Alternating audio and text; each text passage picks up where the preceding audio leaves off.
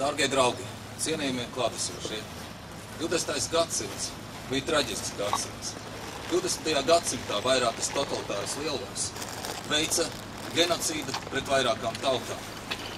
Genocīds, kas tika nežēlīgi veikts pret ebreju tautu, gan Latvijā, gan citās Eiropas valstīs, saucas Holokausta vārdā.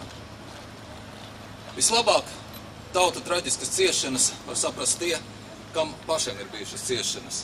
Latviešu tauta 2 pasaules karos 20. gadā ir nesus tādus upurus, ka mūsu skaits ir mazāks nekā pirms 1. pasaules kara. 2. pasaules kara laikā un holokausta laikā tika iznīcināta praktiski visa Latvijas ebreju kopiena. Kopiena, kas strādāja Latvijas valsts iestādēs, kas dienēja Latvijas bruņotajos spēkos, kas bija Latvijas uzņēmēji, kopiena, kas bija Latvijas patrioti. Lai mēs atcerētos un nepieļautu šādu lietu atkārtošanos, mums ir jāskatās uz visām vēstures lapusēm, arī uz traģiskajām lapusēm.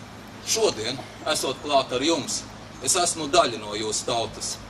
Tāpat kā jūs, visās citās Latvijai svarīgās dienās, esiet daļa no Latvijas.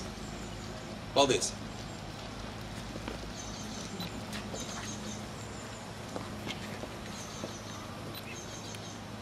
And now I'm inviting Her Excellency, Ambassador of Israel to Latvia, Ms. Hagit Ben Yaakov, for speech and lighting of memorial light.